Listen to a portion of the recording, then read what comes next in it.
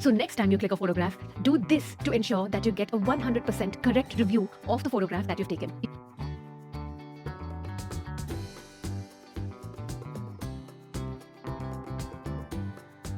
Did you know that Michelangelo, the world-famous artist and sculptor, spent nights dissecting human cadavers so he could carve what skin and veins and muscles look like in stone? It is that kind of obsession with details that creates art that lasts.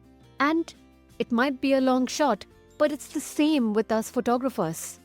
So whether you're making your art using a chisel or a camera, remember, detail is the soul of your photograph. So if you have the same dream as mine to see your artwork and your experiences on your walls rather than in your folders, then we cannot depend on a tiny LCD screen that uses a decades-old technology that shifts with ambient light. That's how white feathers, black jackets, and dramatic skies come home without detail. So today, we're going to learn how to see things differently.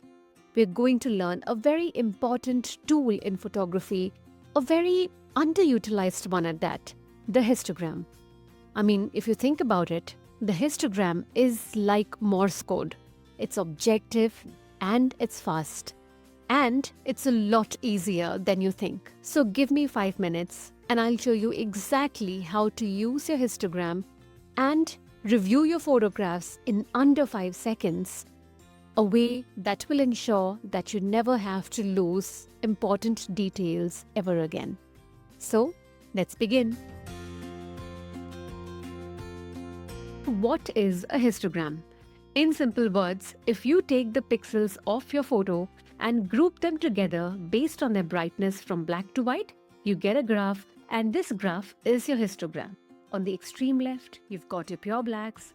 Just next to that lie your shadows.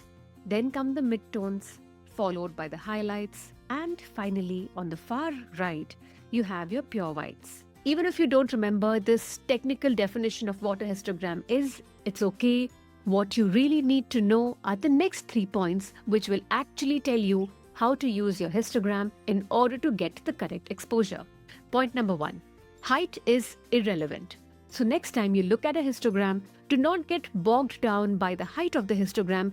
Just put it out of your system and move on to point number 2. Look at the shape or the spread of the histogram, because that is what is going to be an indicator of your exposure. And the shape of your histogram will depend on the scene that you're photographing. What this tells us is that there is no ideal shape of a histogram, and it entirely depends on what you're photographing. And here's a simple way to read that. You look for the dominant tone.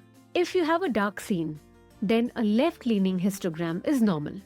If you have an evenly lit scene, then the bulk of the histogram sits around the middle. And if you have a high-key scene, then you can expect a right-leaning histogram. Let's try this with a few more examples. Now let's photograph this dark grey cat on a dark grey couch. I expect the histogram to lean left because my general dominant tone is dark. So if it creeps towards the middle or towards the right, it means that I have overexposed. So I will pull the exposure down a notch until it gives me a histogram which is left-leaning. This way, I get the photograph that I want. And now coming to point number 3, and this is less about getting the right exposure and more about avoiding the wrong exposure. Don't let the graph hit the extreme edges unless it is intentional, because if it does, you have clipped, and clipped areas have no detail. The dark regions become pure black due to underexposure, and the bright turns textureless white owing to overexposure. This is one of the most important use cases of a histogram. Now, for Nikon users, in the playback menu, open playback display options and turn on these options.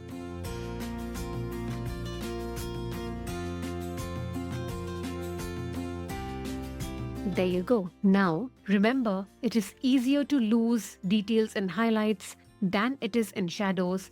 So in high contrast scenes, prioritize your highlights, protect your highlights. The highlights option helps with that. The parts of your photo which have touched pure white will flash, letting you know that you may be losing details.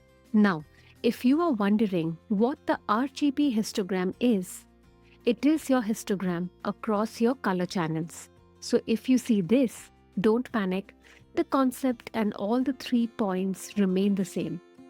So next time you click a photograph, do this to ensure that you get a 100% correct review of the photograph that you've taken. We first look at the image on the LCD screen to ensure that we've gotten the correct composition and we've gotten the correct focus. And then we're going to look at the histogram to ensure that we've gotten the correct exposure. Finally, watch out for the flashing highlights to ensure that you've not lost any details. These are 2 very separate, very different jobs, and both of them are equally important. This is the only correct way of reviewing your photograph on your camera. And with that, we have reached the end of today's episode on learning how to properly review your photograph by using the histogram, a very, very valuable and a very underutilized tool. And once you start using it, you can never really go back.